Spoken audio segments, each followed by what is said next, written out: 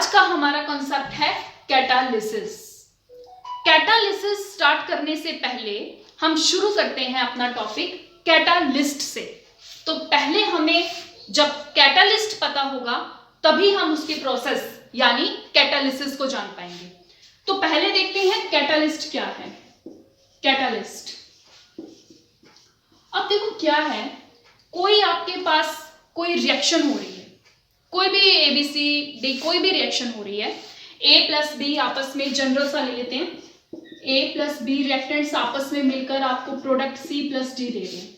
ये रिएक्शन हो रही है जनरल सी, हो रही है अपनी नॉर्मल स्पीड से चली हुई है ये रिएक्शन। धीरे धीरे सपोज 1 घंटे के अंदर हमारा A और B आपस में रिएक्ट करके C एंड D देता है, अपने आप हो रहा है ये।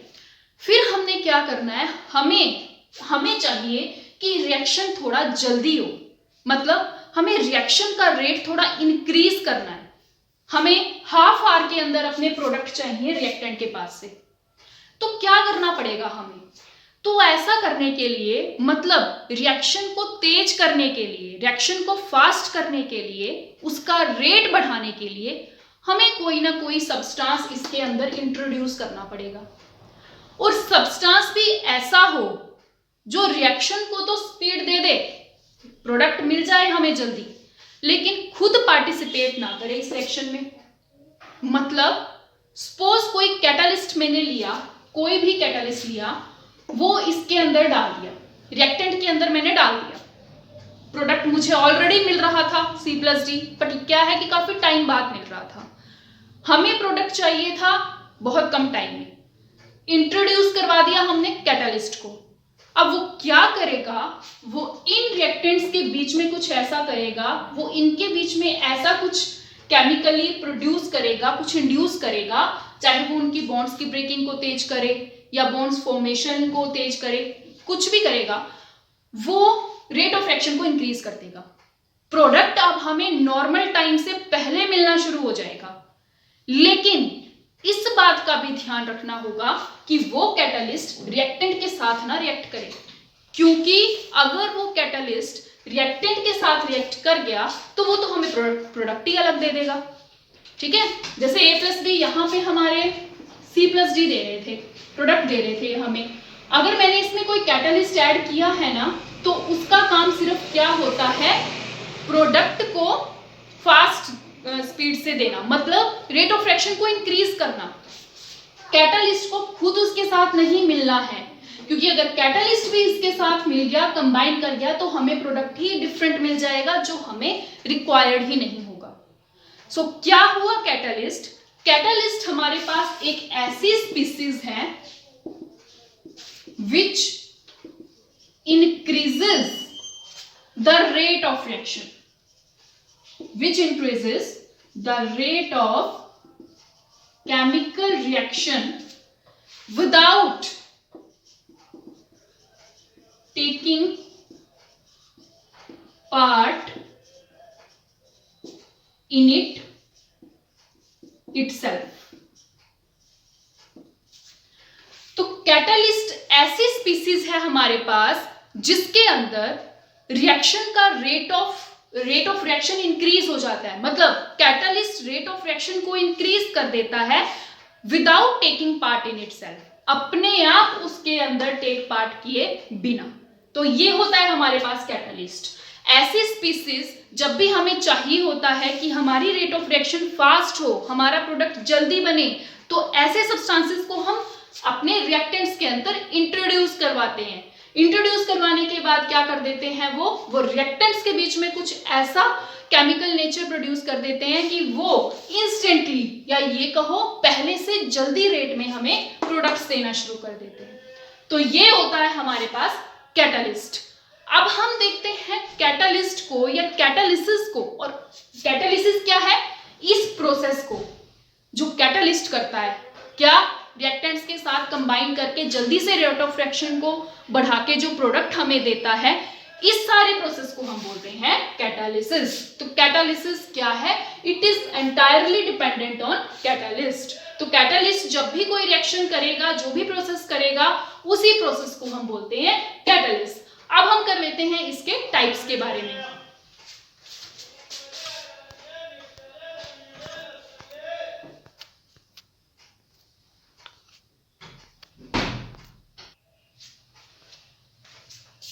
नेक्स्ट टॉपिक है हमारा टाइप्स ऑफ कैटालिसिस। कैटालिस्ट हमने पढ़ लिया, कैटालिसिस प्रोसेस को हमने पढ़ लिया। Now come two types of catalysis. अब ठीक है, हमें पता चल गया कैटालिस्ट एक ऐसा सब्सटेंस है, वो एक ऐसी स्पीसीज के अंदर आता है जो रेट ऑफ रिएक्शन को इंक्रीज कर देते हैं without taking part in itself. मतलब हाँ जी, नेक्स्ट है हमारा टाइप्स ऑफ कैटालिसिस। अब कैटालिस्ट के टाइप्स क्या क्या है हमारे पास। कैटालिस्ट हमें पता चल गया ऐसी स्पीसीज, ऐसा सब्सटेंस जो रेट ऑफ रिएक्शन को इंक्रीज करता है बिना इसके अंदर पार्टिसिपेट किए। तो ये तो हो गया कैटालिस्ट, और इसी प्रोसेस को क्या बोलते हैं जब वो रेट बढ़ा देता है रिएक्शन का? कैटालिसिस। तो इसके टाइप्स कौन कौन से हैं? बेसिकली कैटालिसिस 5 तरह की होती है। 5 types are there. Number 1 homogeneous catalysis, number 2 heterogeneous catalysis, number 3 positive catalysis, number 4 negative catalysis and number 5 auto catalysis. अब ये 5 बेसिकली हमारे पास कैटालिसिस के टाइप्स हैं। तो अब हम इनको बारी बारी देखते हैं, टर्न बाय टर्न हम इसको देखते हैं। सबसे पहले हम देखते हैं होमोजीनियस कैटालिसिस। अब होमोजीनियस का मतलब क्या है? कैटालिसिस तो हमें पता ही है, कैटालिस्ट जब रेट ऑफ रिएक्शन को इंक्रीज करेगा, वो सारा प्रोसेस, वो वाली रिएक्शन जिसमें कैटालिस्ट यूज हो रहा है। तो होमोजीनियस कैटालिसिस क्या है? होमोजीनियस का मतलब होता है सेम। क्या मतलब होता है होमोजीनियस का? सेम, मतलब हर तरफ सेम, जहां से भी उठा लो वहां पर आपको सिमिलैरिटी दिखने वाली है। क्योंकि पर यहां पर हम बात कर रहे हैं साथ में कैटालिसिस की, तो होमोजीनियस कैटालिसिस में क्या होगा, क्या कंसीडर करते हैं? जब भी कैटालिस्ट को हमें रिप्रेजेंट करना होता है तो हम रिएक्टेंट एंड प्रोडक्ट लेकर चलते हैं और साथ में बीच में एक कैटालिस्ट ऐड कर देते हैं। तो होमोजीनियस कैटालिसिस हमारे पास ऐसे कैटालिसिस होती है, ऐसी रिएक्शन होती है जिसके अंदर कैटालिस्ट जो है वो सेम फेस में होता है रिएक्टेंट्स के। समझाते हैं। अगर हमारे पास रिएक्टेंट्स सॉलिड में है तो कैटालिस्ट भी सॉलिड में होगा। अगर हमारे पास रिएक्टेंट्स गैसियस फॉर्म में है तो कैटालिस्ट भी गैसियस फॉर्म में होगा। अगर हमारे पास एक स्टेट बच गई, रिएक्टेंट्स लिक्विड में है तो कैटालिस्ट भी लिक्विड होगा। तो ऐसी कैटालिसिस मतलब जिसके अंदर रिएक्टेंट्स और कैटालिस्ट ये दोनों सेम फेस में हो। जनरली ये सॉलिड और गैसियस फॉर्म में ही मिलते हैं। तो ऐसा कैटालिस्ट, अगर आप रिएक्टेंट, ऐसी कैटालिसिस रिएक्शन जिसमें अगर रिएक्टेंट्स भी आपके गैस हैं और आपको कैटालिस्ट भी गैस ले रहे हो आप, तो वो कैटालिसिस किसके अंदर आ जाती है? होमोजीनियस कैटालिसिस के अंदर। इसका एक बड़ा ही अच्छा एग्जांपल है, एग्जांपल देखते हैं इसका। CO plus O2 in the presence of NOCO2। Balance कर देते हैं, कुछ ऐसे हो जाएगी बैलेंसिंग।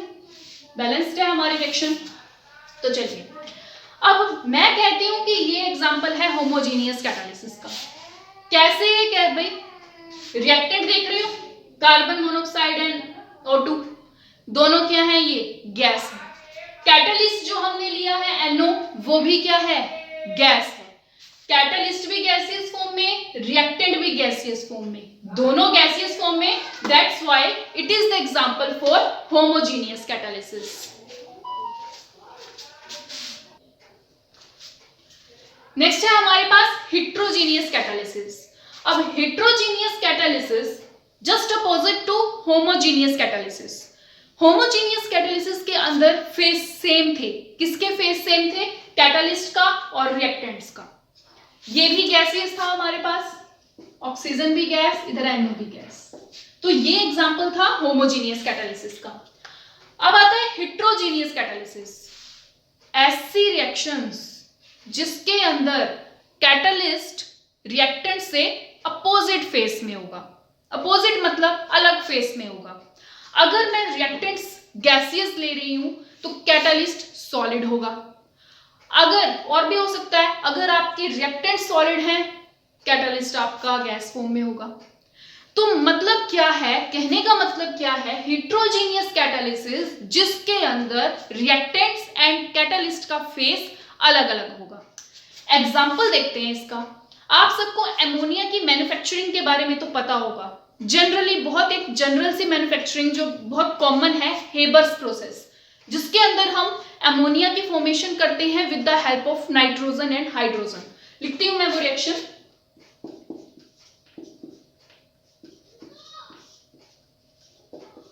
बैलेंस कर लेते हैं इसे।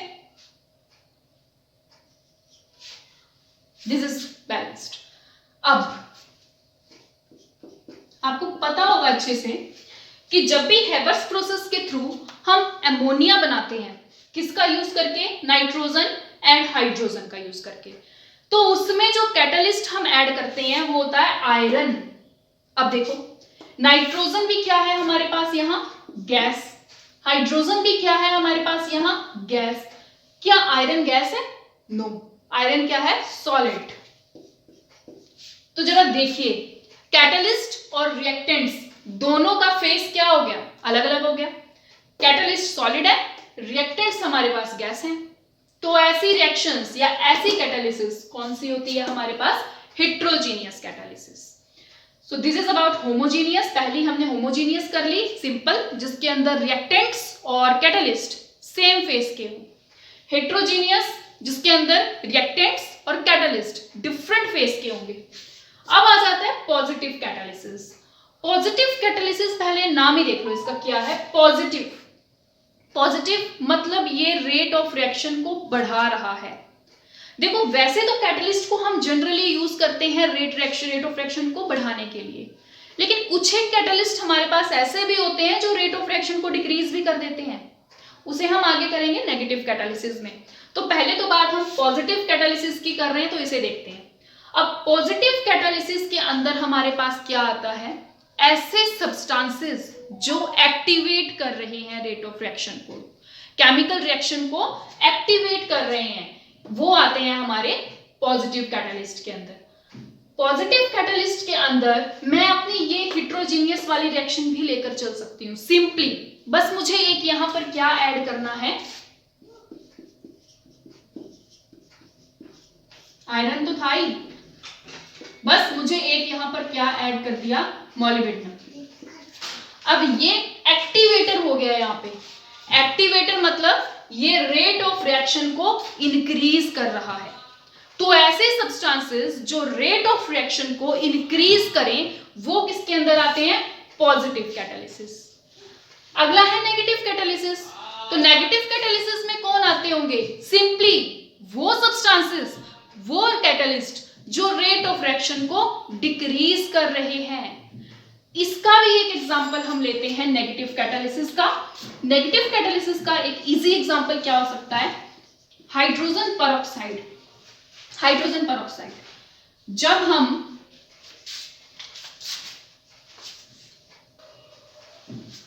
हाइड्रोजन परऑक्साइड हमने लिया, इसमें जब हमने ग्लिसरीन ऐड की, तो हाइड्रोजन परऑक्साइड, पहले तो हम इस केमिकल रिएक्शन को बैलेंस कर लेते हैं। दिस वन हो गई बैलेंस रिएक्शन, ठीक है। तो हाइड्रोजन परऑक्साइड, इसमें जब मैंने ग्लिसरीन ऐड किया तो मिलता है हमें वाटर एंड O2 गैस। लेकिन क्या होता है, वैसे तो हम जनरली हाइड्रोजन परऑक्साइड के अंदर जब प्लैटिनम ऐड करते हैं ना, in solid form, platinum solid form में, तब हमारे पास अच्छी क्वांटिटी मिलती है वाटर एंड ऑक्सीजन की। लेकिन कब? जब हम प्लैटिनम ऐड करते हैं। लेकिन यहां हमने ग्लिसरीन ऐड कर दिया, तो ग्लिसरीन ने काम उल्टा कर दिया। मतलब rate of formation of water and oxygen को वो घटा देगा, वो कम कर देगा, वो रिड्यूस कर देगा। तो इसका मतलब ग्लिसरीन ने क्या काम किया? As a negative catalyst. तो ग्लिसरीन अगर हम हाइड्रोजन परऑक्साइड के अंदर डाल रहे हैं, H2O2 के अंदर डाल रहे हैं, तो ये रेट ऑफ रिएक्शन को डिक्रीज करेगा, ये वाटर और ऑक्सीजन की फॉर्मेशन को रिड्यूस कर देगा। लेकिन इसी रिएक्शन के अंदर अगर मैं प्लैटिनम डाल देती, ग्लिसरीन ना डालकर अगर हमने प्लैटिनम यहां पर इंट्रोड्यूस करवाया होता ना, तो रेट ऑफ रिएक्शन इंक्रीज हो जाता। मतलब फिर प्लैटिनम किसका काम करता? पॉजिटिव कैटालिस्ट का। तो ये देखो, रिएक्टेंट सेम है, प्रोडक्ट सेम है। फर्क देखो, अगर प्लैटिनम डाल दिया तो पॉजिटिव कैटालिसिस बन गई, ये एनहेंस करेगा वाटर और ऑक्सीजन की फॉर्मेशन को। वहीं इसी रिएक्शन में अगर ग्लिसरीन डाल दिया तो वो इनकी फॉर्मेशन को कम कर देगा। तो एक ही रिएक्शन के अंदर आपको दो एग्जांपल मिल गए, प्लेटिनम डाला तो पॉजिटिव कैटालिसिस और ग्लिसरीन डाला तो नेगेटिव कैटालिसिस। तो ये है आपके पॉजिटिव एंड नेगेटिव कैटालिसिस के बारे में भी हो गया। अब हमारे पास लास्ट आता है ऑटो कैटालिसिस। लास्ट है हमारा ऑटो कैटालिसिस। अब ऑटो कैटालिसिस जैसा कि नेम में ही हमें पता चल रहा है अपने आप होने वाला, और होता क्या है इसके अंदर, हमें कोई फॉरेन सब्सटेंस मतलब कोई अलग कैटालिस्ट नहीं ऐड करना पड़ता। जो हम रिएक्शन कर रहे हैं उसके अंदर जो हमारे प्रोडक्ट्स आ रहे हैं उन्हीं प्रोडक्ट्स में से कोई एक प्रोडक्ट हमारा एज अ कैटालिस्ट एक्ट करता है। जैसे कि ये एग्जांपल मैंने लिखा है इथाइल एसीटेट, मैंने वाटर इसके अंदर इंट्रोड्यूस करवाया, हमारे पास क्या क्या मिल गया, एसिटिक एसिड मिला प्लस इथेनॉल एल्कोहल मिली हमें। अब जैसे ही हम ये रिएक्शन करेंगे, इस रिएक्शन के अंदर हमारा क्या हो रहा है, एसिड बन रहा है और इथेनॉल। जैसे ही हमारा प्रोडक्ट बन रहा है ना, तो प्रोडक्ट के अंदर जो हमारा एसिड बना, एसिड वो कैटालिस्ट एक्ट करना शुरू कर देगा। मतलब प्रोडक्ट जो बना उसने कैटालिस्ट एक्ट करना शुरू कर दिया।